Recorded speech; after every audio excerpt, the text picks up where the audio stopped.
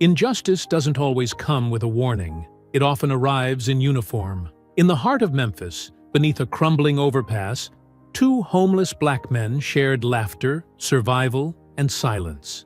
When police targeted them during a routine cleanup, they saw nothing but disposable lives. Officer Rourke never imagined the quiet one, Jeremiah Booker, was anything but broken. He didn't see the steel behind the stillness, or the fire buried beneath the dirt. He didn't know Jeremiah was once Delta Force, but when Rourke pulled the trigger on the wrong man's only friend, he set off a war he couldn't see coming. Justice walks now. Before we go any further, comment where in the world you are watching from, and make sure to subscribe, because tomorrow's story is one you don't want to miss.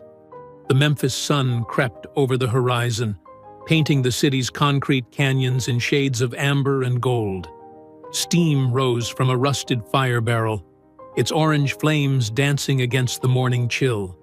Two men huddled near its warmth, their shadows stretching long across the cracked pavement. Jeremiah "Ghost" Booker stood perfectly still, his weathered hands extended toward the fire. His dark eyes scanned the street with practiced precision, missing nothing. Beside him, Reggie "Slim" Dillard let out a deep, rumbling laugh that echoed off the surrounding buildings. "Man, you remember that time in '82? Slim's voice carried the warmth of aged bourbon. "When old Tommy tried to convince everyone he was James Brown's cousin?" A slight smile crossed Jeremiah's face. "Fool couldn't dance worth a dime." "But he sure tried." Slim's shoulders shook with laughter. "Spun himself right into that dumpster." Though their clothes were worn and patched, both men carried themselves with an unmistakable dignity. Slim moved with the loose-limbed grace of a jazz musician, while Jeremiah's movements were measured and precise, each gesture economical. From the shadow of a nearby doorway, a young man watched them through the cracked screen of his iPhone. Little D adjusted his focus, capturing the way the morning light played across their faces. "Y'all don't mind if I get this for my documentary, right?" Little D called out, his voice eager. "People need to see the real stories out here." Slim spread his arms wide, theatrical. "Document away, young blood. Though Ghost here ain't exactly Hollywood material." He nudged Jeremiah with his elbow. Jeremiah's only response was a quiet grunt, but his eyes never stopped their careful sweep of the surroundings.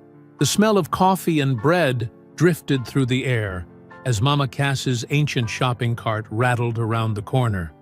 The elderly woman's voice boomed across the empty street. "Breakfast time, children. Can't face the day on an empty stomach." Several other homeless people emerged from doorways and makeshift shelters, drawn by her call.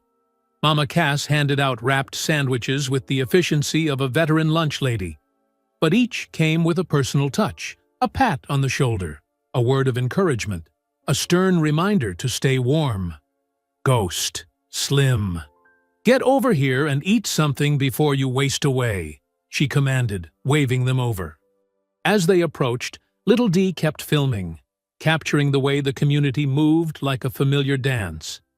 Everyone knew their steps, their place in the morning ritual. Jeremiah accepted his sandwich with a respectful nod. "Thank you, Mama." "Lord, if I could get 2 words out of you, it'd be a miracle," Mama Cass said, but her eyes were fond. "At least Slim here knows how to carry a conversation." "That's 'cause Slim likes to hear himself talk," Jeremiah replied softly, earning a chorus of chuckles from the gathered group. The peaceful morning rhythm faltered as a police cruiser rolled past, moving slower than necessary. The officer inside stared hard at the gathering, his hand visible on the steering wheel. The temperature seemed to drop several degrees despite the fire barrel's warmth.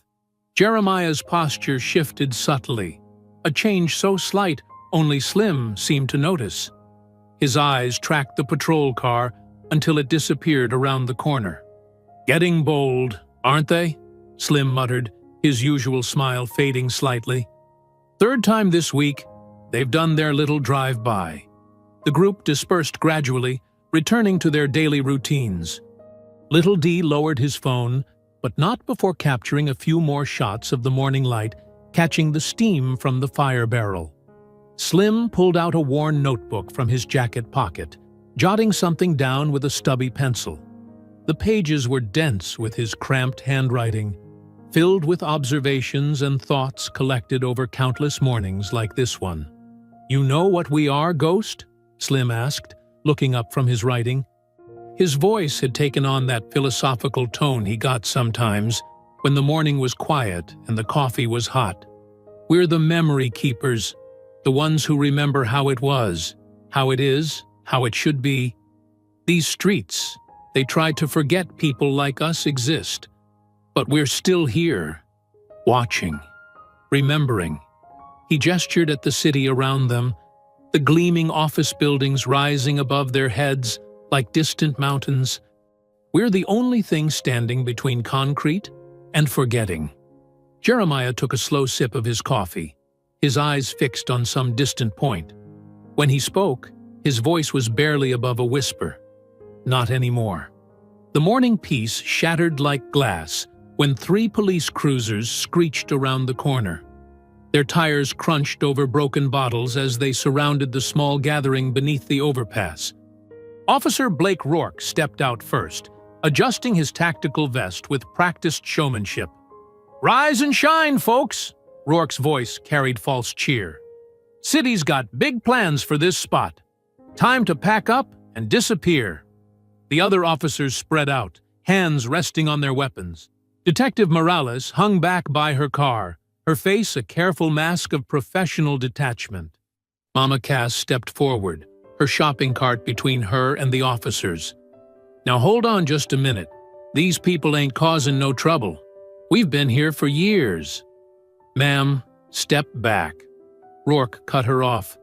"New ordinance says no loitering, no camping, no exceptions." He kicked over an empty coffee cup, sending it skittering across the pavement. Slim's shoulders tensed.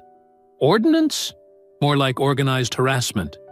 Y'all just pushing us around 'cause some developers got deep pockets." Jeremiah placed a steady hand on Slim's arm. "Let it go, brother," he murmured. "Not worth it." But Slim was on a roll, his voice rising. "No, Ghost, I'm tired of this. They think a badge gives them the right to treat us like we ain't human." He pulled out his notebook. "I got dates, times, every incident of police." Rourke moved fast. He crossed the space in 3 quick strides and knocked the notebook from Slim's hand. "You threatening me, old man?" "Just stating facts," Slim replied, bending to retrieve his notebook. Rourke's boot came down on the pages. "I said move along." The tension crackled like electricity. Little D had his phone out, recording everything. Other homeless people backed away, disappearing into shadows and doorways.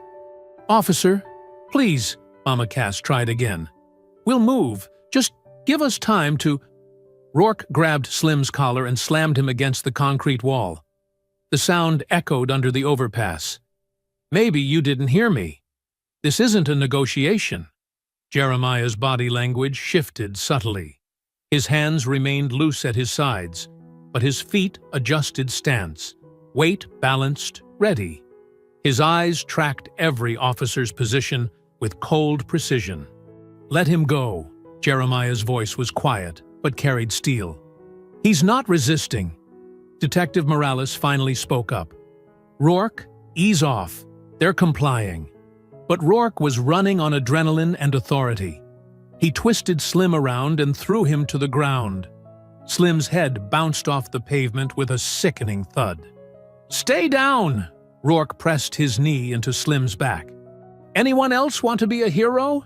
Mama Cass was shouting now, her voice thick with fury and fear. Little D's hands shook as he kept filming. Other officers shifted uncomfortably, but didn't intervene. Jeremiah took 1 step forward. His movement drew every eye, commanded attention without a word. There was something in his stillness that made even Rourke pause. "Get back!" Rourke barked, but uncertainty had crept into his voice. Something about the homeless man's stare unsettled him. Slim groaned under Rourke's knee. "Ghost! Don't!" Detective Morales watched the scene unfold, her hand hovering near her radio. The morning sun cast harsh shadows across her face as she wrestled with her conscience. Rourke yanked Slim to his feet, cuffing him roughly. "Clear out! All of you!" He shoved Slim toward a patrol car. "And you!" He jabbed a finger at Jeremiah. "You're next, if you think you're untouchable." Jeremiah's eyes locked onto Rourke. No anger showed on his weathered face, no fear, just a cold, calculating focus that seemed to measure distances, angles, vulnerabilities. His gaze held the weight of experience, of violence, carefully contained. The other officers hustled people away, clearing the area with shoves and threats. Mama Cass's protests echoed off the concrete walls. Little Dee's phone kept recording until an officer blocked his view. Through it all, Jeremiah remained motionless, watching Rourke with that same emotionless stare. His silence spoke volumes, promised something that made even seasoned cops step carefully around him. Detective Morales caught his eye for a moment. Something passed between them. A flash of understanding, perhaps. She looked away first, climbing back into her car as Rourke finished his show of force. The morning sun climbed higher, turning the overpass into a maze of harsh light and deeper shadows. The community scattered, leaving behind overturned cups, scattered belongings, and the lingering echo of authority wielded like a weapon. Behind Jerry's gas and go, the evening air hung thick with exhaust fumes and fryer grease from the nearby burger joint. Jeremiah and Slim sat on milk crates in the narrow alley, their shadows long against the brick wall. The day's heat still radiated from the pavement, but neither man seemed to notice the discomfort. Slim pulled out his worn notebook, its pages dog-eared and stained with coffee. His hands trembled slightly as he flipped through it, but his voice was steady. "Look at this, Ghost. 3 months of watching them. Dates, times, everything." Jeremiah leaned forward, his eyes scanning the cramped handwriting. Page after page detailed meetings between officers and men in expensive suits. Dollar amounts, license plate numbers, properties marked for urban renewal. "See this?" Slim's finger traced a line of text. "Officer Rourke meets with some suit named Davidson every Tuesday morning at that fancy coffee place downtown. Always carries out a brown paper bag." He flipped to another page. "And here, 3 families forced out of their homes last month. Same day, Davidson's company files permits for new construction." Jeremiah's expression remained neutral, but his eyes narrowed slightly. "Don't chase the fire, Slim. You're playing with something dangerous." "That's exactly why I gotta do it."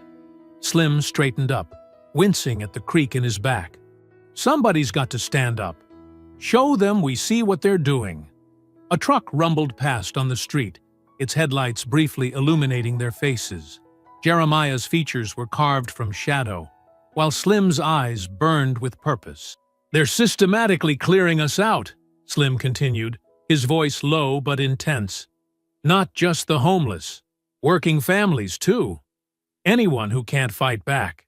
And the cops? They're just hired muscle with badges." Jeremiah watched a rat scurry along the base of the wall, disappearing behind a dumpster. "Justice doesn't always wear a clean face, brother." "Maybe not." Slim closed the notebook carefully. "But somebody's got to write it down. Make a record. Show that we existed here, that we mattered." The sound of breaking glass echoed from somewhere nearby, followed by distant laughter. Jeremiah's jaw clenched, a tiny tell that most would miss. But Slim knew him too well. "You're worried about me," Slim said, a slight smile crossing his weathered face. The quiet ghost, always watching out for others.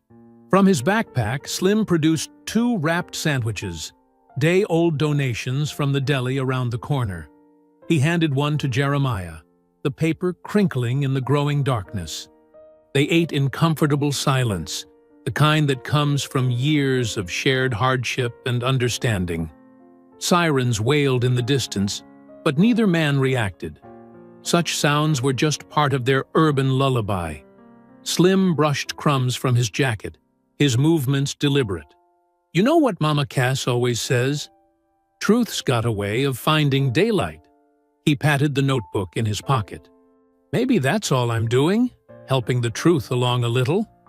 Jeremiah finished his sandwich, carefully folding the wrapper into a tight square.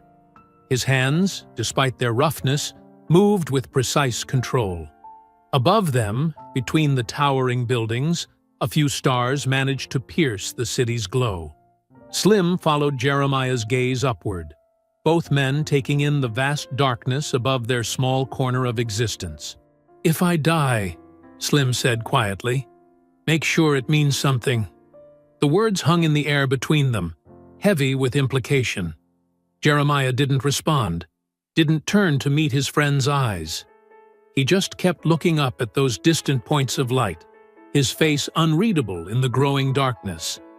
Around them, the city continued its endless rhythm. Cars passed on nearby streets. Music thumped from a distant club. The smell of garbage and gasoline mixed with the sweetness of magnolia trees that somehow survived in the concrete jungle. The moment stretched, filled with all the things they'd seen together, all the winters huddled under bridges, all the mornings sharing cold coffee and stale bread. Two men, invisible to most of the world, carrying their own kind of truth. Slim's notebook pressed against his chest, a testament to his determination. Jeremiah's silence spoke volumes, carrying the weight of experience and knowledge he never shared. They sat together in the growing night, two shadows among many, watching the stars fight through the city's glare. Dawn crept over Memphis like a tired ghost, painting the buildings in pale gray light. The air was already thick with humidity, promising another scorching summer day. Behind Jerry's Gas and Go, where the concrete met brick walls covered in faded graffiti, Slim stretched his aging bones. Jeremiah lay curled under a tattered blanket nearby, his breathing steady and deep. For once, his face looked peaceful in sleep, free from the constant alertness that marked his waking hours. Slim watched his friend for a moment, smiling slightly at how even in sleep, Jeremiah's body remained coiled like a spring. "Rest easy, Ghost," Slim whispered, patting the notebook in his jacket pocket. The morning routine called. The public restroom at the park was usually empty this early, offering a chance to wash up before the day truly began. The streets were quiet, save for the occasional delivery truck and early commuters. Slim walked with purpose, his gait steady despite years of sleeping on hard ground. The park's restroom building came into view, its concrete walls tagged with fresh spray paint. As he approached the building's corner, Officer Rourke stepped out from behind a patrol car, blocking his path. The morning light caught his badge, sending sharp reflections into Slim's eyes. "Well, if it isn't the neighborhood historian!" Rourke's voice dripped with mock friendliness. "Taking notes about anything interesting lately?" Slim's shoulders tensed, but he kept his voice level. "Just heading to the bathroom, officer. Nothing illegal about that." "You sure about that?" Rourke moved closer, his hand resting casually on his belt. "Because I heard you've been writing stories, making up lies about good police officers. Truth ain't a lie just because you don't like it." Slim stood his ground, though his heart hammered in his chest. "And watching ain't a crime." Rourke's fake smile vanished. "You got a big mouth for a bum. Maybe it's time somebody taught you about respect." "Respect?" Slim couldn't help but laugh, though there was no humor in it. "You wouldn't know respect if it wore a uniform. I served this country while you were still in diapers." "You served?" Rourke sneered, closing the distance between them. "Look at you now. Nothing but trash polluting my streets." "Your streets?" Slim's voice rose slightly. "These streets belong to everybody, even those of us you're trying to push out for your developer friends." Rourke's face darkened. "What did you just say?" "You heard me." Slim's hand unconsciously touched the notebook in his pocket. "Tuesday morning meetings, brown paper bags, Davidson Real Estate. Ring any bells?"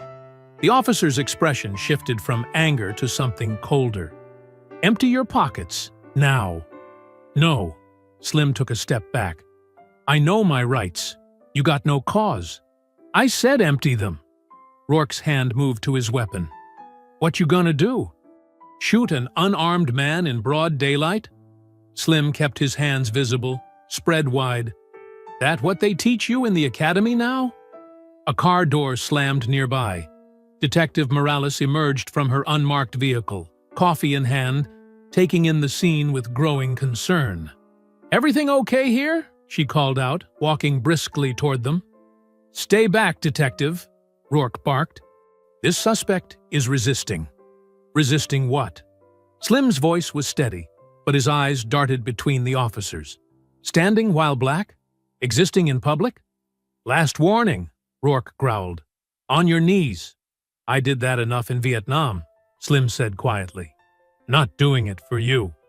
The sound of the gunshot echoed off the buildings. Slim staggered backward, surprise more than pain registering on his face. His hand went to his chest, coming away red. "Gun!" Rourke shouted, though there was nothing in Slim's hands but blood.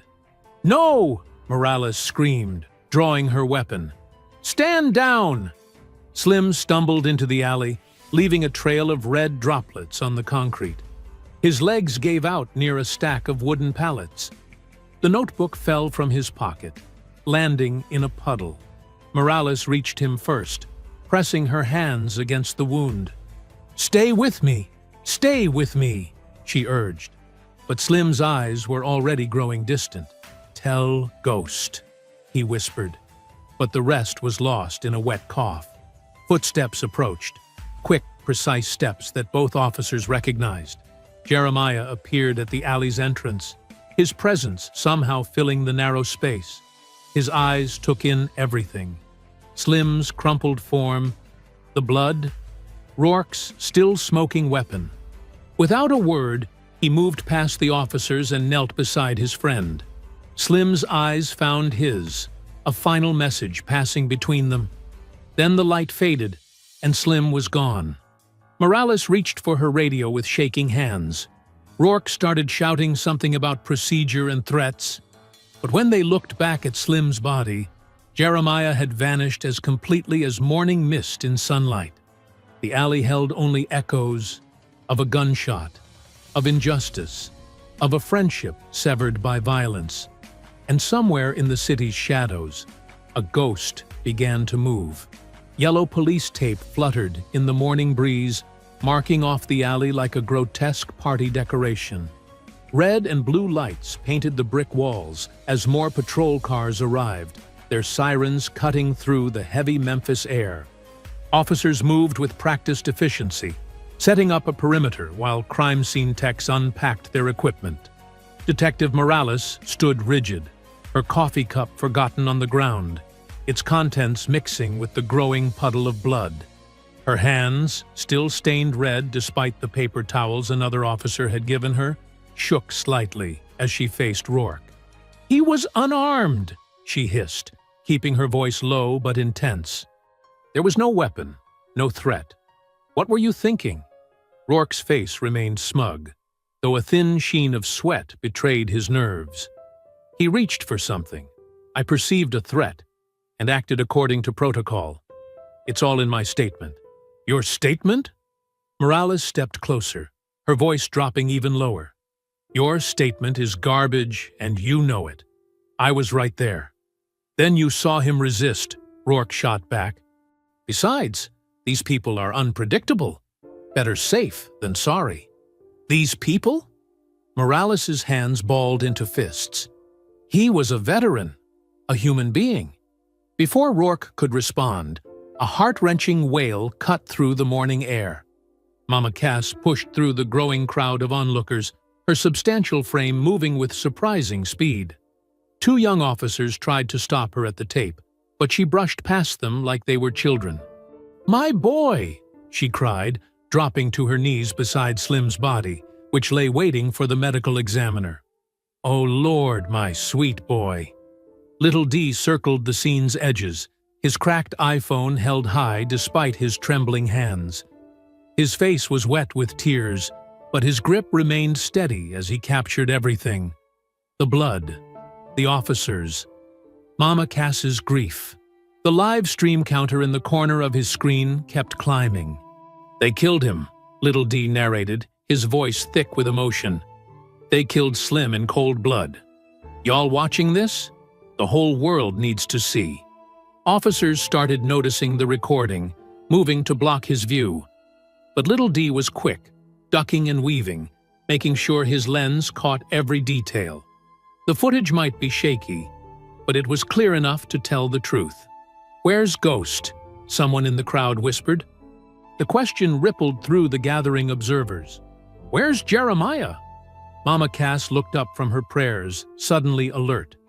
Her eyes scanned the crowd, the alley, the rooftops, but there was no sign of the quiet man who had been Slim's constant companion. "He wouldn't leave," she said firmly, though doubt crept into her voice. He wouldn't just, but he had. As police canvassed the area and witnesses gave statements, it became clear that Jeremiah "Ghost" Booker had completely vanished. Their usual spots, the loading dock behind Jerry's, the warm vent near the library, the sheltered corner of the park, all stood empty. "Probably scared," Rourke commented loudly to another officer. "These street people always run when things get real." Morales watched the search with growing unease. Something about Jeremiah's disappearance felt wrong. Not like running, but like preparation. Across town, in an abandoned warehouse that had once housed farm equipment, dust motes danced in thin beams of light filtering through broken windows. The space was vast, empty except for scattered debris and the skeletal remains of old machinery. Jeremiah moved through the shadows with fluid grace, his footsteps silent on the concrete floor. He approached a specific section of wall, counting bricks up from the floor with practiced precision. His fingers found the loose mortar, and with careful pressure, a small section of wall swung inward. Behind the false brick lay a rusted metal trunk, its surface scarred but solid. Jeremiah pulled it out slowly, reverently. The combination lock yielded to his touch. He'd never forgotten the numbers, though it had been years since he'd needed them. The lid creaked open, releasing the smell of oil and old leather. Inside, wrapped in protective cloth, lay the pieces of a past he'd tried to leave behind. His hands moved over each item with familiar respect. A military-grade combat knife, its edge still razor-sharp. Detailed maps of the city, marked with notes in precise handwriting. A thick notebook filled with tactical observations and diagrams. At the bottom, partially tangled in a chain, lay his dog tags. He lifted them carefully, the metal cool against his palm. His thumb brushed across the embossed letters, pausing on one word that meant everything. Delta. The morning light caught the tags, making them gleam like promises or warnings. The neon sign of O'Malley's bar buzzed and flickered, casting sickly purple shadows across Officer Blake Rourke's face as he held court at the corner of the bar. Empty shot glasses lined up in front of him like tiny soldiers, each one marking another round of his increasingly loud storytelling. "So, this bum, right?" Rourke's voice carried over the tired country music playing from ancient speakers. He starts mouthing off, acting like he's somebody. He paused to take another drink, relishing his audience of off-duty cops. Talking about rights and stuff. "Can you believe that?" The other officers chuckled, their badges tucked away but their attitudes still on full display. The regular customers had moved to the far end of the bar, leaving a bubble of empty space around the drunk cops. "Then what happened?" asked a rookie officer, eager to please. Rourke's grin turned ugly.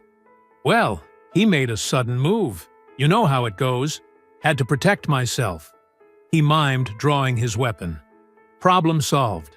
One less piece of trash on our streets. The bartender, an older woman with tired eyes, deliberately turned up the music. Rourke didn't notice or care. Best part? He leaned in conspiratorially. His crazy friend, the quiet one, disappeared like smoke. Probably halfway to Mississippi by now. Another shot disappeared down his throat. That's how these people are. No loyalty, no spine. They just scatter like roaches when the lights come on. Outside, the Memphis night had turned sticky with approaching rain. The parking lot behind O'Malley's was poorly lit, with just one flickering lamp casting weak light over the officers' personal vehicles. Rourke's prized Dodge Charger sat in what he considered his personal spot, its black paint still gleaming despite the darkness. Hours passed. The bar slowly emptied. By midnight, even Rourke had to admit it was time to head home. He stumbled through the back door, fumbling with his keys. The first thing he noticed was wrong was the smell, a sharp chemical odor that cut through his alcohol haze. The second was a small piece of paper tucked under his windshield wiper, fluttering in the humid breeze. Rourke grabbed the note, squinting at the precise handwriting in the dim light. Just 2 words. "I saw." His drunk brain took too long to process the meaning. By the time fear started to creep in, he'd already pressed the key fob to unlock his car. The explosion wasn't massive. It wasn't meant to kill. But it was perfectly calculated to destroy the vehicle while leaving the surrounding area untouched. The force knocked Rourke backward onto the asphalt as his precious Charger erupted in a controlled ball of flame. The heat hit him in waves as he scrambled backward, suddenly very sober. Alarms began wailing in nearby buildings. Inside the bar, people rushed to the windows. When the fire department arrived 20 minutes later, they found something odd about the explosion. It was contained, professional. The car was a total loss, but there wasn't even scorch marks on the surrounding pavement. "Never seen anything like it," one firefighter muttered to another. "Almost like it was engineered to send a message." Rourke stood trembling as he gave his statement. His earlier bravado evaporated like morning dew. He kept the note crumpled in his fist, not mentioning it to anyone. His eyes darted between shadows, searching for... What? Who? Miles away, in a basement beneath an abandoned church, a single battery-powered lamp cast weak light over careful hands.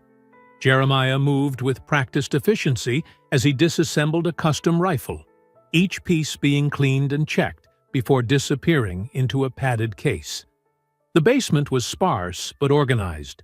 Maps covered one wall, filled with precise markings and calculations. A police scanner hummed quietly in the corner, its LED display providing the only other light. On a small folding table lay 2 items: Slim's journal, its pages dog-eared and marked with colored tabs, and an old photograph. The picture showed a group of men in desert camo, their faces young and serious. Most of the names had been carefully blacked out, leaving only 2 visible: Ghost and Anderson. Jeremiah's movements never faltered as he worked. Each piece of the rifle found its place with smooth precision. His face remained impassive, but his eyes held the cold focus of a man who had rediscovered an old, dangerous skill set. The scanner crackled with reports of the explosion. Jeremiah didn't react. His hands kept moving, steady and sure, as if they had never stopped doing this work, as if the years of invisible homelessness had just been a pause between missions. A single drop of gun oil fell onto the concrete floor. In the weak lamplight, it looked almost like blood. Officer Mike Dennison's head pounded as consciousness slowly returned. The first thing he noticed was the cold, metal against his back, seeping through his thin uniform shirt. The second, was that he couldn't move his arms or legs. His eyes fluttered open to absolute darkness. The air smelled stale, like old concrete and rust. When he tried to call out, he realized there was duct tape across his mouth. Somewhere in the blackness, a voice spoke. Soft, controlled. "You helped Rourke clear the homeless from Carter Street last month. 23 people lost everything they owned." Dennison's breath quickened. He strained against the zip ties binding his wrists and ankles, but they only cut deeper into his skin. One of them was a woman, 78 years old. You pepper-sprayed her when she wouldn't leave her cart fast enough. A small LED flashlight clicked on, casting harsh shadows. Dennison couldn't see the man holding it. The beam pointed directly at his face, leaving everything else in darkness. Her name was Ruth Martinez. She died from complications 3 days later. The voice never raised above a conversational tone. That made it worse somehow. "I'm going to remove the tape now. If you scream, this gets much worse. Nod if you understand." Dennison nodded frantically. The tape came off in one swift motion. "Please," he whispered. "I was just following orders." "Like when you helped plant evidence on Marcus Thompson? Or when you watched Rourke shoot an unarmed man?" The questions came steady, relentless. Each one accompanied by precise pain, nerve strikes and pressure points that Dennison didn't even know existed. Professional, clinical, nothing that would leave permanent damage, but enough to ensure every answer was honest. Hours passed in that metal box. By the end, Dennison had confessed to everything: the bribes, the cover-ups, the systematic harassment of the homeless to clear valuable real estate. His voice was hoarse from talking, from crying. The LED light never wavered. "Last question," the voice said. "The developer's name, the one paying Rourke." "Hamilton," Dennison gasped.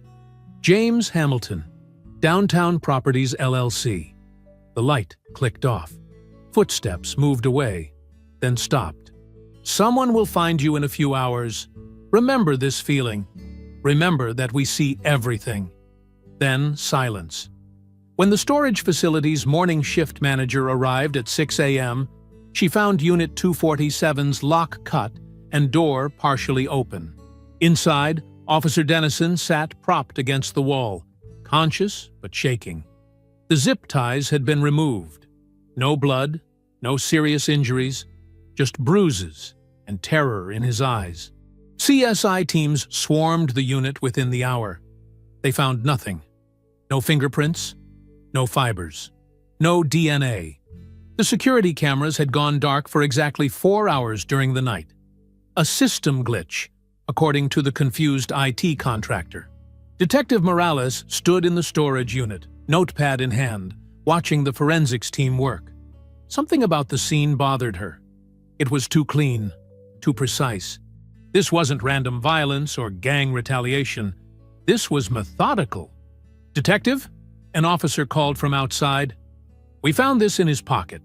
He handed her a small card. One side blank, the other bearing a single typed line. "Ask him about Ruth Martinez." Morales drove home that evening with questions churning in her mind. The case felt wrong. Everything about it felt wrong. Dennison refused to talk about his attacker, but he'd immediately requested a transfer out of Rourke's unit. His hands shook when they mentioned the homeless encampments. She pulled into her driveway just as the sun was setting. The day's mail sat in her box, bills, junk, and a small padded envelope with no return address. Inside her house, Morales examined the envelope carefully before opening it. A flash drive fell into her palm, unmarked except for a small piece of tape with "Truth" written in precise block letters. Her laptop whirred to life. The drive contained a single audio file dated 3 weeks ago. She pressed play. Voices filled her office. She recognized them immediately. Rourke, Dennison, and Captain Hayes. They were discussing payment schedules, property values, and cleanup operations. One exchange made her blood run cold. That old guy, the one who hangs around the construction site, he heard everything. Slim, don't worry about him. Nobody listens to street people. If he becomes a problem, we'll handle it. Laughter. The sound of clinking glasses. Morales sat back, her coffee growing cold beside her. The recording was clear, damning, and completely inadmissible in court. But it confirmed what she'd suspected since Slim's death. This wasn't about a homeless man making sudden movements. This was an execution. She ejected the drive and locked it in her desk drawer. Outside, the streetlights flickered on one by one, pushing back the gathering darkness. Officer Blake Rourke jolted awake at 3 a.m. to the piercing shriek of his home security system. He fumbled for his gun on the nightstand, heart hammering against his ribs. The alarm stopped as suddenly as it started, leaving only the quiet hum of his ceiling fan. Nothing was disturbed. No broken windows. No forced doors. Just the lingering echo of fear in his chest. This was the third night this week. His hands shook as he poured himself a drink, amber liquid splashing over the rim. The house felt different now. Every shadow held threats. Every creak made him jump. Sleep came in short, restless bursts. At dawn, he found the first mark. A precise chalk symbol on his front door, the kind military units used for urban warfare. He scrubbed it off before anyone could see, but his eyes kept darting to that spot all day. The next night, smoke seeped under his bedroom door at midnight. Not fire smoke. Tactical, military grade. The kind that moves like water and leaves no trace. By the time he grabbed his mask and cleared the house, it had vanished completely. "Someone's messing with you," his partner said over coffee. "Probably those street punks getting revenge for the old man." Rourke didn't answer. Street punks didn't use military tactics. Street punks didn't know how to bypass security systems or deploy specialized smoke. This was something else. Someone else. He started taking different routes to work, varying his schedule, checking his car for devices. The paranoia ate at him. Dark circles formed under his eyes. His hands wouldn't stop trembling. More chalk marks appeared. On his car, his garage, even the sidewalk outside his favorite bar. Each one a different military symbol. Each one scrubbed away before anyone else could notice. But he knew they were there. He knew what they meant. "You're being hunted." The night everything changed, Rourke was doing a solo patrol near the industrial district. The streets were empty, streetlights casting long shadows across cracked pavement. His radio crackled with routine chatter. He never saw the road spikes. The cruiser's tires blew simultaneously, a precise deployment that sent the vehicle spinning but controlled enough to prevent a fatal crash. Before he could radio for help, something hit the driver's side window. The glass spiderwebbed but held. Another impact. The window shattered inward. Something hissed through the opening, more tactical smoke, filling the car's interior in seconds. Rourke reached for his gun, but his arms felt heavy. The world tilted sideways. When awareness returned, he couldn't move. Heavy-duty zip ties bound his wrists to the steering wheel. The smoke had cleared, but his head still swam. Outside, a figure moved in the darkness. Just a shadow, really. Silent, deliberate. Military precision in every step. "Help!" Rourke tried to shout, but his voice came out weak. "Officer down!" The radio lay silent, disabled somehow. His phone was gone from its holder. Even his backup weapon had vanished from his ankle holster. The shadow circled the car slowly, methodically. Rourke strained to see a face, any identifying feature, but there was only darkness where features should be. A soft click made him freeze, the sound of a spray can being shaken. White paint appeared on his windshield, each letter precise despite the awkward angle. The message emerged in stark capitals. "For Slim. Please," Rourke whispered to the darkness. "What do you want?" No answer came. The shadow moved away, melting into the night like it had never existed. Only the faint hiss of paint lingered in the air. Rourke sat there, bound and helpless, watching the paint drip down his windshield. Each drop felt like a countdown, but to what? He didn't know. Backup found him an hour later, after his failure to respond to radio checks. They cut him free, documented the scene, launched a search that would find nothing. No fingerprints, no traces, just military-grade zip ties and that stark message bleeding down the glass. In his report, Rourke described a random attack. Multiple assailants, he claimed, gang members probably. But he knew the truth. One shadow, one hunter, one message. The next morning, he requested vacation time. "Stress leave," he told the captain. But as he drove home, a new chalk mark waited on his garage door. Fresh, precise. The hunter wasn't finished. This was just the beginning. Tamika Dillard's phone buzzed at 3 a.m. in her Atlanta apartment. Another notification, she'd been getting them all night.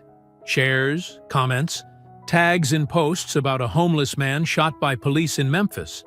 Her thumb hesitated over the screen before opening the latest link. The shaky video showed a familiar face. Even through the grainy footage, she knew those eyes, that gentle smile. Her father. "No," she whispered, scrolling frantically through the comments. "No, no, no." Words jumped out at her. Murdered. Unarmed. Police brutality. Her father's street name, Slim, appeared again and again. The coffee shop where she worked morning shifts felt a million miles away now. 6 hours later, her car crossed the Tennessee state line. The Memphis skyline rose ahead, a place she'd sworn never to return to. Not after her father chose the streets over treatment, over family, over her. But here she was, hands tight on the steering wheel, throat raw from crying. She found Mama Cass exactly where the locals said she'd be, under the viaduct, handing out sandwiches wrapped in wax paper. The old woman's eyes lit up with recognition. "Lord have mercy," Mama Cass said, pulling Tamika into a bone-crushing hug. "You look just like your daddy's pictures." "Pictures?" He kept them in his journal, showed them to me sometimes when the pride got too heavy to carry alone. Cass's voice cracked. "He loved you something fierce, baby girl." Tamika's chest tightened. "I haven't spoken to him in 3 years. But he spoke about you every day. His nurse daughter. His pride and joy." Detective Morales found them there, still talking, still crying. The detective's badge glinted in the afternoon sun as she approached cautiously. "Ms. Dillard?" Morales's voice was soft but firm. "I need to show you something." They moved to Mama Cass's van, parked in the shade. Morales pulled out a laptop, fingers hovering over the keyboard. "This isn't official evidence. It came to me anonymously." The audio crackled to life. Male voices, casual, laughing about bribes and development deals. Then her father's name. Plans to handle the situation before he could talk. "They killed him," Tamika whispered. "They actually killed him." "The official report says he reached for a weapon," Morales said. "But no weapon was ever found." Tamika's hands clenched into fists. Years of buried guilt and anger boiled over. She pulled out her phone, hands shaking. "What are you doing?" Mama Cass asked. "Making sure everyone knows." Tamika opened her camera app.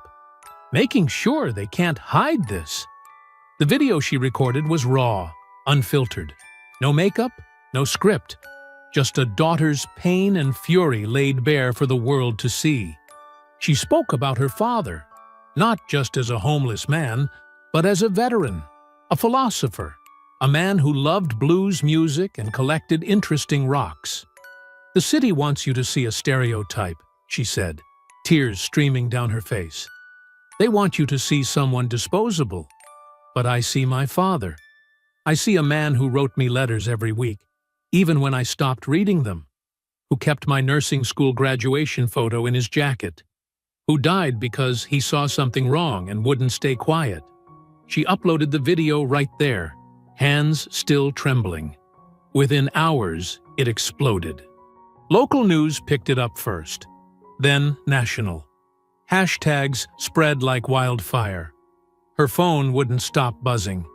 "They can't ignore this now," Morales said quietly. "Too many people are watching." High above them, perched on the edge of an abandoned warehouse roof, Jeremiah watched through tactical binoculars. His weathered face remained impassive as Tamika's voice carried up to him through the evening air. "I don't want vengeance," she declared to another news crew that had rushed to the scene. "I want truth. I want the whole system exposed. I want everyone to see what they did to my father." Jeremiah's eyes narrowed behind the binoculars. The knife at his hip felt heavier. The chalk marks and smoke bombs suddenly seemed inadequate. Slim's daughter wanted truth, but truth without consequences was just noise. His fingers traced the outline of Slim's journal in his pocket. Pages full of names, dates, corruption laid bare in careful handwriting. Truth was coming, but so was justice. Tamika's voice rose again from below. "They thought nobody would care about one homeless man. They were wrong." Jeremiah lowered the binoculars. She wanted truth. He wanted both.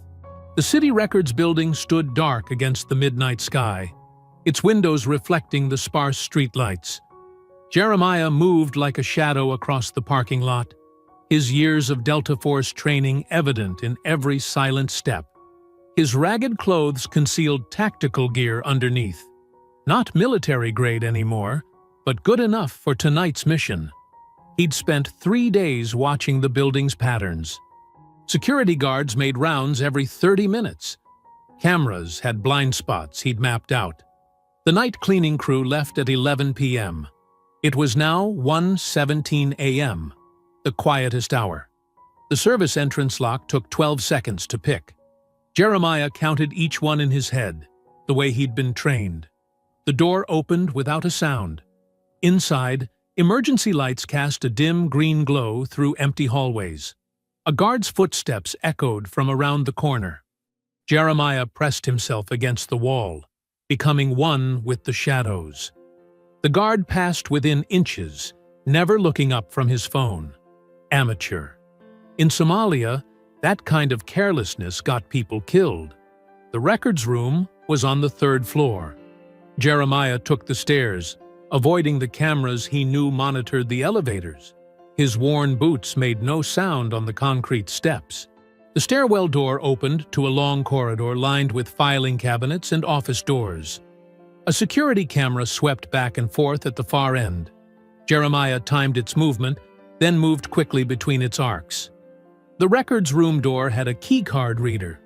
He pulled out a small device, something he'd kept from his military days. The light turned green. Inside, rows of computers hummed softly. Jeremiah moved to the terminal he'd identified during his reconnaissance, the one connected to the Development Division's secure server. A flash drive appeared in his hand, loaded with programs designed to bypass government firewalls. The screen lit up with folders. His fingers moved quickly, finding what he needed: construction permits, developer agreements, police overtime logs, money trails leading straight to the top. A soft click behind him. Another guard, earlier than expected. Jeremiah didn't turn around. He waited, listening to the approaching footsteps. 3 steps closer. 2. 1. His hand shot out, catching the guard's wrist before the radio could reach his mouth. A precise strike to the throat cut off any sound. The guard slumped unconsciously to the floor, zip-tied and gagged before he fully lost consciousness. No permanent damage. No evidence. Jeremiah returned to the computer. The files were copying. Each document showed the same pattern. inflated police presence requested by developers, massive overtime payments, homeless populations mysteriously relocated before major projects broke ground. He sent everything to 2 email addresses. Detective Morales would know what to do with it. The journalist, a woman known for exposing police corruption, would make sure it couldn't be buried. But digital files weren't enough. Jeremiah reached into his jacket and pulled out Slim's journal. The pages were worn, filled with careful observations and damning details. Slim had seen it all, documented everything. His last act of resistance. The police chief's office was 1 floor up. The doorplate read, "Chief Michael Harrison," in gold letters. Another picked lock. Another silent entry. Jeremiah placed the journal carefully on the chief's desk. The page he left it open to was marked with a single red line. Slim's way of highlighting the most important information. The final entry, written the day before his death, heard Harrison himself today. Talking with that developer Rourke works for. Said they'd handle anyone who made noise about the missing money. $2.3 million in security contracts that don't exist. They're killing people over empty lots and pocket change. Someone needs to know. Someone needs to care. Jeremiah's hand lingered on the journal, his last connection to his friend. But Slim had always said truth needed witnesses. Now he'd have thousands. A noise in the hallway. Jeremiah melted into the shadows behind a filing cabinet. 2 janitors passed by, arguing about a basketball game. He waited until their voices faded. The office window offered a clear view of the street below. 3 stories up, but the drainage pipe was sturdy enough. Jeremiah checked his watch. 4 minutes until the next guard rotation. He slipped out the window and descended with practiced ease, each movement precise and controlled. His boots touched the pavement just as a patrol car rolled past the building's front entrance. Jeremiah walked away calmly. Just another homeless man in the shadows. Behind him, the evidence sat waiting. By morning, everyone would know. The chief would find the journal. Morales would have the files. The journalist would start asking questions. Slim's voice echoed in his memory. Truth needs witnesses. Now it would have an army of them. The morning news hit like a bomb. Every major network carried the story. Massive police corruption exposed in Memphis. The journalist, Sarah Chen, had done her job well. Her article laid out everything: the bribes, the fake contracts, the targeted harassment of homeless residents. Most damning were the financial records showing millions flowing between developers and police pension funds. Phones started ringing at dawn. The mayor's office was swamped. Police headquarters had to shut down their switchboard. Social media exploded with clips from Little D's footage of Slim's shooting, now paired with documents proving it wasn't random violence, but calculated elimination. Downtown, crowds gathered spontaneously. Mama Cass stood on the steps of City Hall, her voice carrying over the growing mass of angry citizens. They killed my boy for money. They killed Slim because he saw their dirty deals. Tamika Dillard spoke next, holding up her father's published journal entries. Her hands shook, but her voice was steel. My father died trying to expose this. He wasn't just homeless. He was a witness. They murdered him for telling the truth. Inside police headquarters, Officer Blake Rourke sat in an empty break room, watching the coverage on a small TV. His face had gone pale. The chief had already been arrested. Internal Affairs was going through personnel files. His phone buzzed. Another text from his lawyer telling him to say nothing. Detective Morales strode into the precinct, badge restored and eyes blazing. Officers moved out of her way. She'd been officially reinstated an hour ago. Her suspension lifted after the corruption evidence vindicated her earlier complaints. Camera crews swarmed as she stepped up to the podium outside. As a detective with Memphis PD, I am formally requesting criminal charges against all officers involved in the death of Reggie Dillard and the subsequent cover-up. This department betrayed the public trust. We will clean house." The crowds cheered. More people poured into downtown. Protest signs appeared. Chants echoed off buildings. "Justice for Slim." "Jail killer cops!" Rourke slipped out the back door of the precinct, keeping his head down. His hands trembled as he fumbled with his car keys. Everything was falling apart. His phone buzzed again, this time a text from an unknown number. "I see you running." He floored it out of the parking lot, tires squealing. In his rearview mirror, he could see more protesters arriving, their signs demanding his arrest. His breath came in short gasps. He had to get out of town, had to disappear before they came for him. At a red light, he checked his bank accounts on his phone. His assets were frozen. Of course they were. He pulled into a gas station, hands shaking as he filled up his tank. The TV behind the counter showed his official photo, along with the words, "Wanted for questioning." Back on the road, Rourke headed for the interstate. His sister had a place in Atlanta. He could lay low there, figure things out. The radio crackled with updates about the investigation.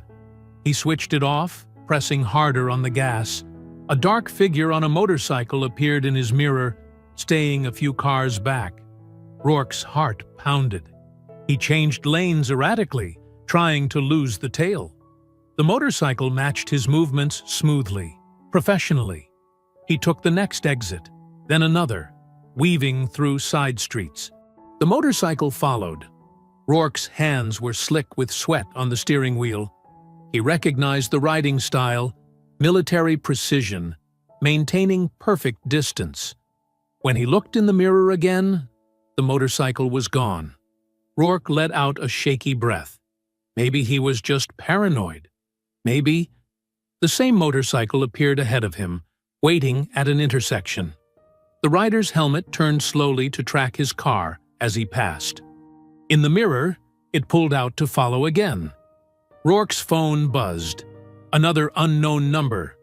You can't outrun a ghost. Back downtown, the protests had swelled to fill multiple blocks. News helicopters circled overhead, broadcasting aerial shots of the crowds. Detective Morales stood with Tamika and Mama Cass, watching the coverage on a storefront TV. "He's running," Morales said quietly. Mama Cass nodded. "Won't get far." Some things you can't escape. Tamika wiped tears from her eyes as she watched another replay of her father's story.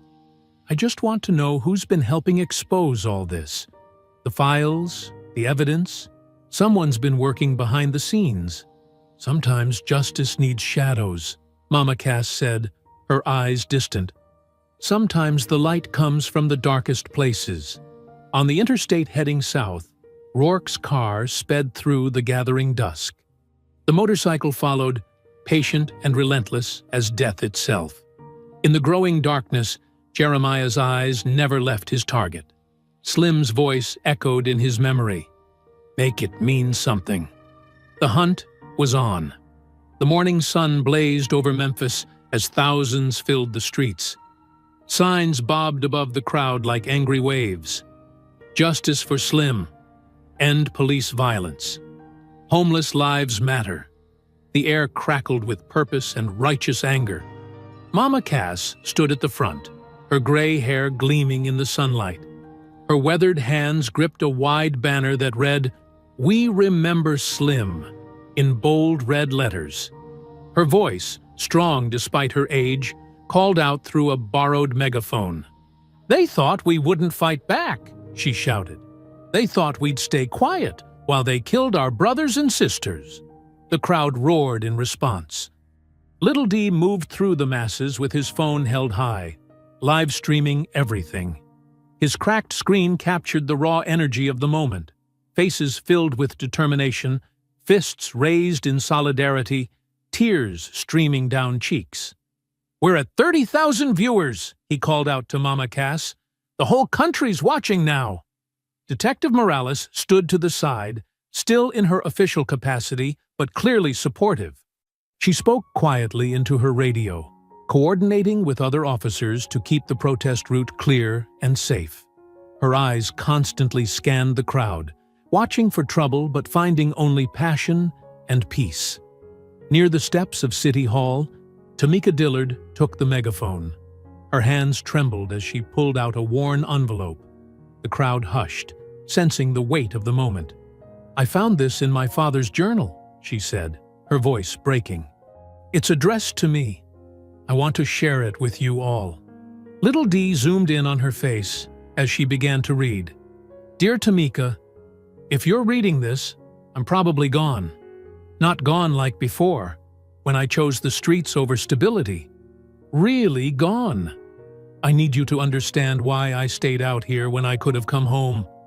These streets hold secrets. Dark ones.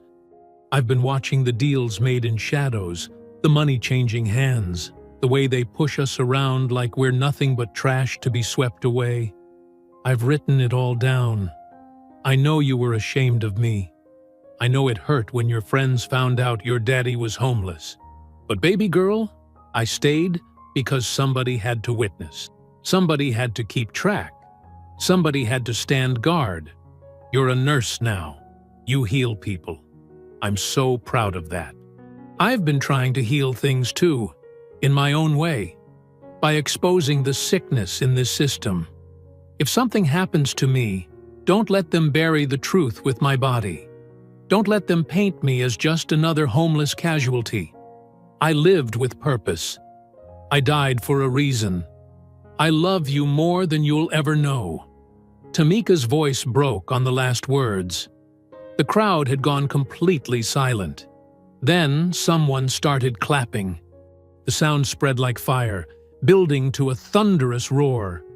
Little Dee's livestream comments exploded. News vans pushed closer, their cameras focused on Tamika's tear-streaked face.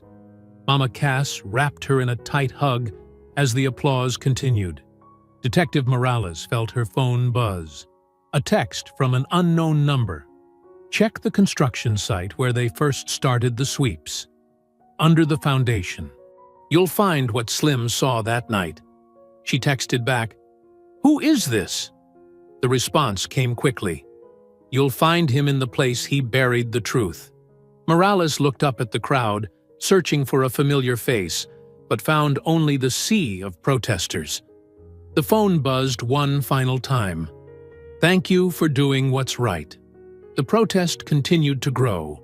More people poured in from side streets, drawn by Little Dee's viral live stream and the local news coverage.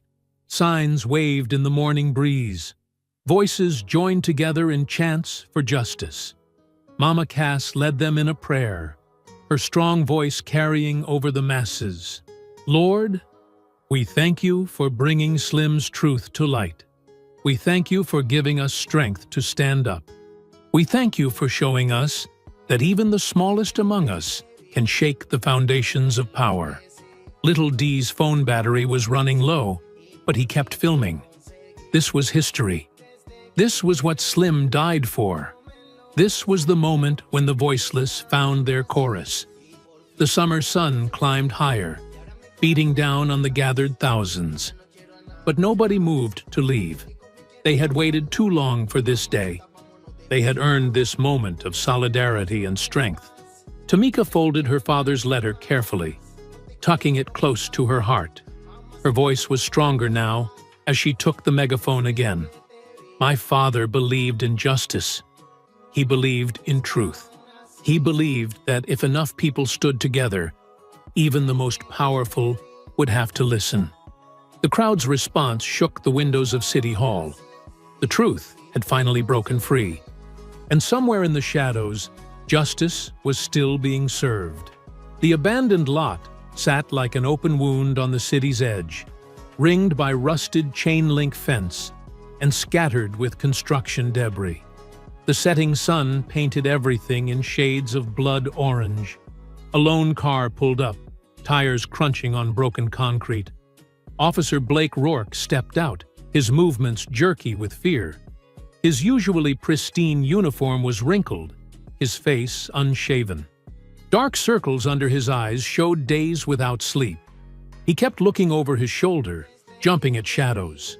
"I know you're here," he called out, voice cracking. "Let's finish this." The lot remained silent except for the distant hum of traffic. Wind rustled through weeds growing between concrete slabs. Rourke drew his service weapon, holding it with trembling hands. A figure emerged from behind a stack of weathered pallets. Jeremiah moved with the fluid grace of a predator, each step precise and measured. His ragged clothes couldn't hide the deadly purpose in his stance. His eyes were cold, focused, showing no trace of the quiet, homeless man Rourke had dismissed so easily before. "You should have left Slim alone," Jeremiah said softly. His voice carried clearly across the lot. Rourke aimed his gun. "Stay back. I'll shoot." "Like you shot an unarmed man?" Jeremiah kept moving forward. "Like you've been shooting at shadows for days now?" "I'm warning you." Jeremiah's movement was a blur. Before Rourke could squeeze the trigger, his gun hand was trapped in an iron grip. A precise strike to his elbow sent waves of pain up his arm. The weapon clattered to the ground. Rourke swung with his free hand. Jeremiah slipped the punch like smoke, countering with a knee to the stomach that drove the air from Rourke's lungs.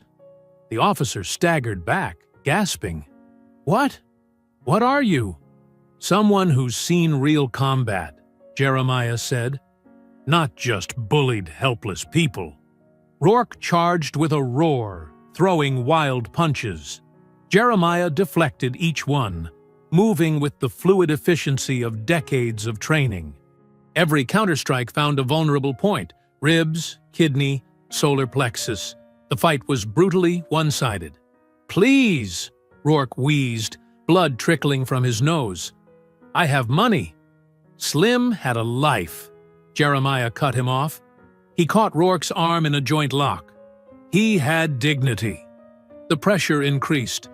"He had truth." There was a sharp crack as the bone gave way.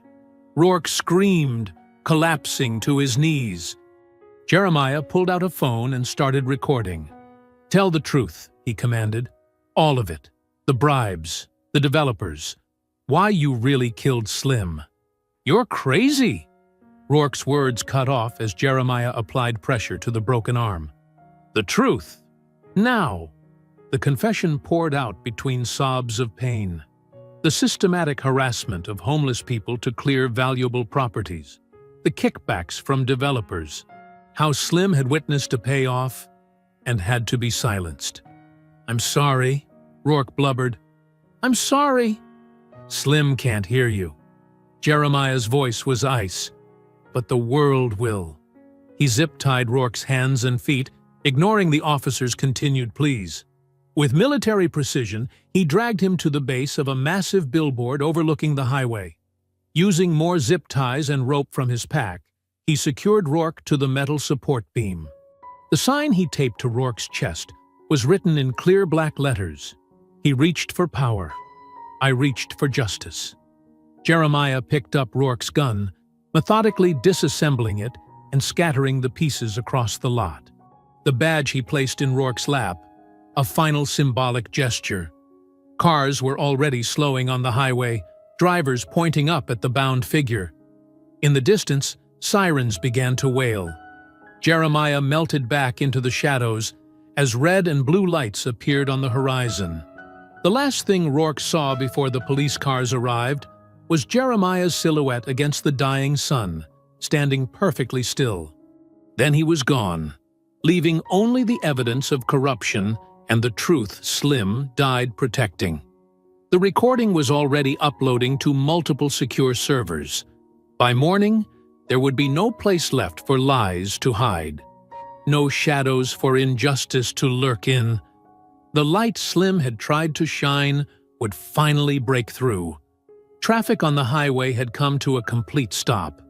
Phones recorded Rourke's humiliation from every angle. The truth, like Jeremiah himself, had become impossible to ignore. The morning sun cast long shadows across the newly planted memorial garden.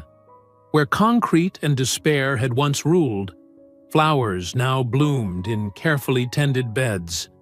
Cherry trees lined fresh-laid paths, their young branches reaching toward the sky like hopeful hands.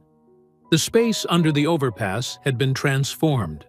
Gone were the makeshift camps and barrel fires. In their place stood polished stone markers, each one bearing a name and date, silent testimonies to lives cut short by violence and indifference. At the center of it all, a bronze statue caught the light. Slim's likeness smiled down at visitors, his familiar philosophical expression captured perfectly in metal. His hands were open, welcoming, just as they had been in life. The base bore his full name, Reggie Slim Dillard, and beneath it, words taken from his own journal. "We were never voiceless. They just never listened." Hundreds of people filled the garden for the opening ceremony. Some wore suits and formal clothes, others the worn garments of life on the street. They stood together, united by memory and purpose. Mama Cass moved through the crowd, her head held high, greeting people with fierce hugs and whispered blessings. Little D worked his way through the gathering with his camera, documenting everything. His lens lingered on the other memorial stones, names that might have been forgotten if not for Slim's sacrifice and the change it sparked. Tamika Dillard stood at a small podium, her nurse's scrubs replaced by a simple black dress. Her voice carried clearly across the hushed crowd.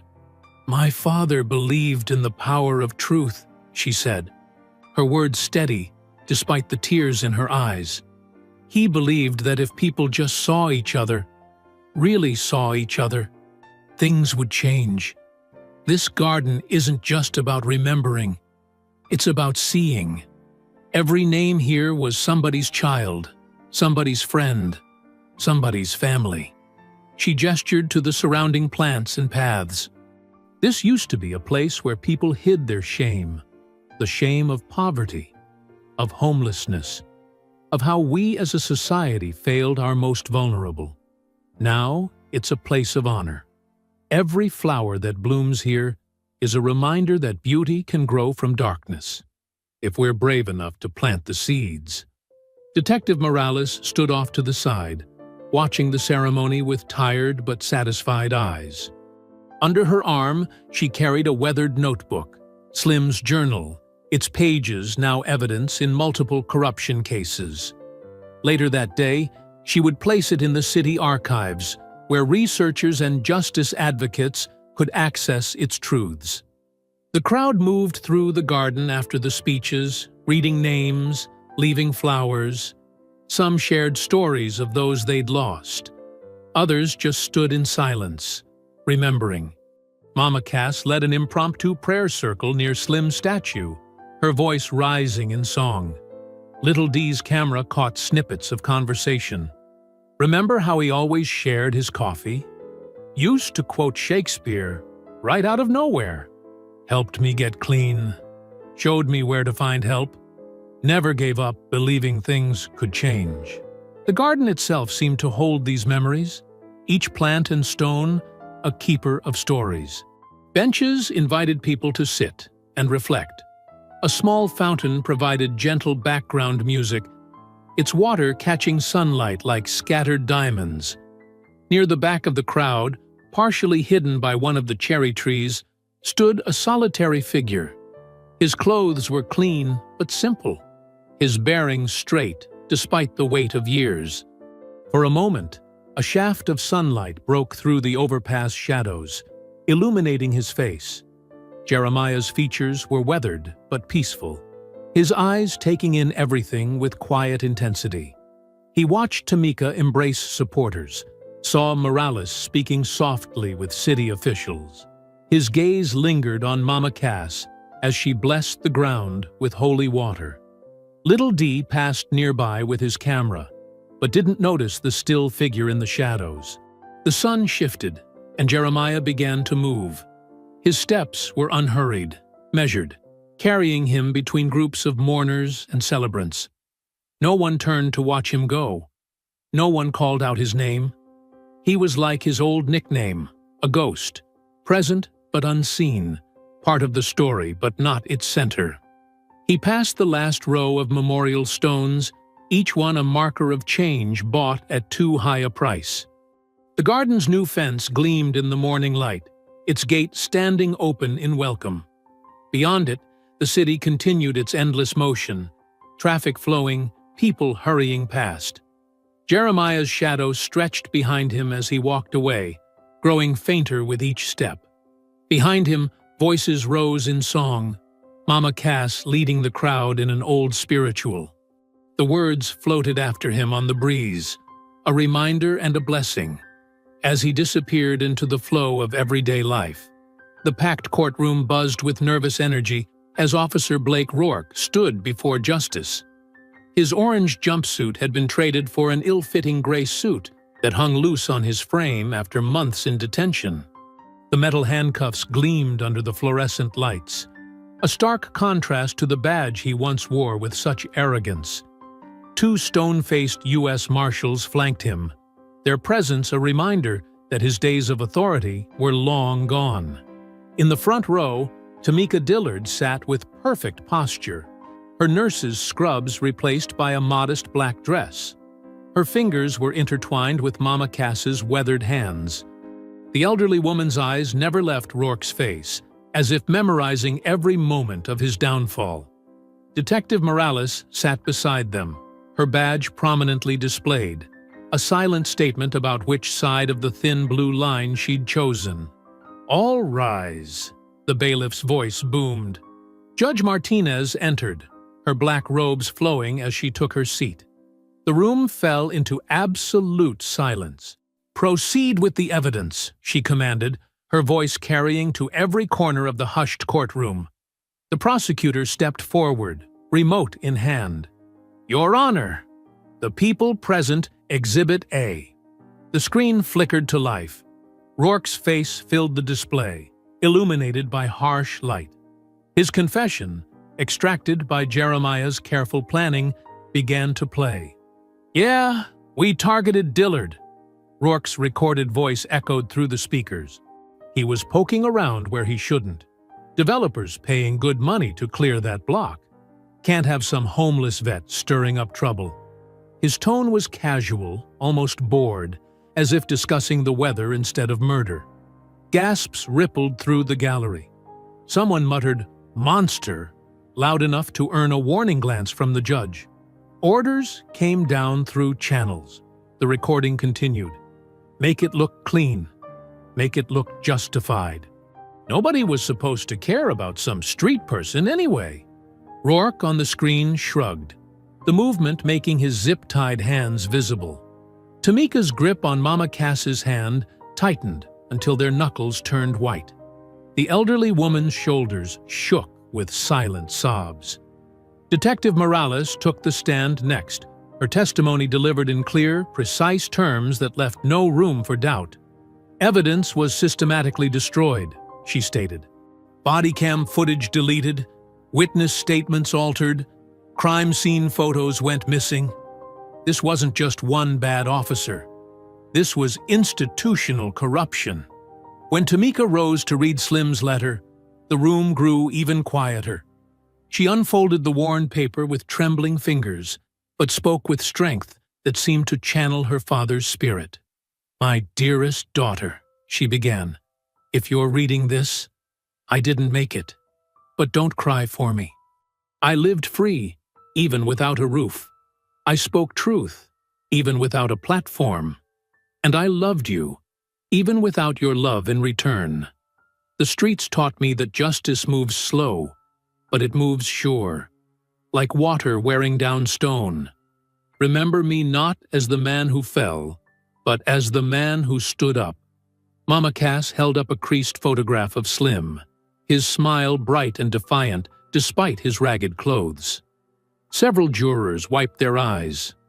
The jury's deliberation was brief. When they filed back in, their faces were set with determination. The forewoman stood, paper steady in her hand. On the count of second-degree murder, We find the defendant guilty. On the count of conspiracy to violate civil rights, we find the defendant guilty. On the count of official misconduct, we find the defendant guilty. Judge Martinez's gavel crack seemed to echo the finality of the moment. Blake Rourke, this court sentences you to 40 years in federal prison without possibility of parole. Outside, the autumn sun painted the courthouse steps golden as Rourke was led to a waiting prisoner transport van. The crowd that had gathered held signs high. Justice for Slim and Justice Delivered waved like banners of victory. Some people cheered, others wept, as the van's doors slammed shut on the former officer. Later, as sunset painted the sky in deep purples and oranges, 3 women walked together past the newly completed memorial. Morales, Tamika, and Mama Cass stopped to admire the fresh bronze plaque that caught the dying light. Reggie Slim Dillard, unhoused, unheard, unforgettable. A nearby bus stop's TV screen flashed breaking news. Corruption probe expands. 6 officers indicted. The headline scrolled past, unnoticed by the 3 women who stood in quiet contemplation before Slim's memorial. Across the street, a hooded figure watched silently, before turning and disappearing into the growing shadows of evening. The Greyhound station hummed with quiet activity as Jeremiah adjusted the strap of his worn leather bag. His clothes were clean now, simple jeans, a dark sweater, and boots that didn't draw attention. The transformation from street survivor to ordinary traveler was complete. No one would guess this calm, gray-haired man had orchestrated the takedown of a corrupt police force just weeks ago. He settled into a window seat near the middle of the bus, movements precise and controlled, old habits that would never fade. The bag went under his seat, except for Slim's journal, which he kept close. A young mother with 2 kids took the seats across the aisle, offering a polite smile that he returned with a slight nod. The bus driver checked tickets, and the engine rumbled to life. Jeremiah watched Memphis's familiar streets begin to roll past the courthouse where justice had finally been served, past the memorial garden where Slim's name now stood eternal in bronze, past the overpasses and alleys that had been their home for so long. When the city limits sign disappeared behind them, Jeremiah finally allowed his shoulders to relax. He pulled out Slim's journal, its pages worn soft with handling. A folded piece of paper slipped from between the pages, different from Slim's usual careful writing. This one was hastily written, as if he'd known time was short. The paper crackled as he opened it, the words bringing his friend's voice back clear as day. Ghost, my brother in all but blood. If you're reading this, then what I feared came true. They silenced me, but they couldn't silence the truth. You never stopped being a soldier. But you didn't need a gun to fight. That's what made you different. You understood that justice doesn't always wear a uniform or carry a badge. Sometimes it wears rags and sleeps under stars. Remember that night in '89 when we first met? You were fresh out of the service, trying to disappear. I was just another vet who couldn't adjust. We shared a fire and a bottle, and you told me about Somalia without saying a word. That's when I knew. Some ghosts haunt the living to protect them. You protected me for 30 years, brother. Let my death protect others. Let it mean something. Let it change things. And then, this is important, let it go. Find peace. You've carried enough weight. Your friend always, Slim. Jeremiah's hand trembled slightly as he folded the note back into its careful creases. Outside, autumn colors blurred past the window, reds and golds replacing the concrete gray of the city. The young mother across the aisle was singing softly to her children, a lullaby about better days ahead. He thought about the changes his friend's death had sparked. The corrupt officers behind bars, the police reform bills being pushed through city council. the new oversight committee that would include members of the homeless community. Slim's daughter Tamika leading a foundation in her father's name. Even Detective Morales had been promoted to lead a new internal affairs division. The bus hummed steadily northward. Jeremiah's reflection in the window looked different now, less haunted somehow. The weight of his Delta Force past, the years of hiding, the rage at Slim's murder. It was all lifting like morning fog. He hadn't realized how heavy it had been until now. A memory surfaced. Slim laughing at one of his own bad jokes, sharing coffee from a dented thermos. You know what your problem is, Ghost? You think peace is something you find, but it's something you choose. Every day, every moment. The bus crossed a bridge over a wide river. Sunlight danced on the water below, bright and clean. Jeremiah felt the tactical part of his mind, the part that had kept him alive through war zones and street fights, begin to quiet. There was no more need for hypervigilance, no more targets to track, no more justice to extract. He looked down at the journal one last time, then carefully tucked it away.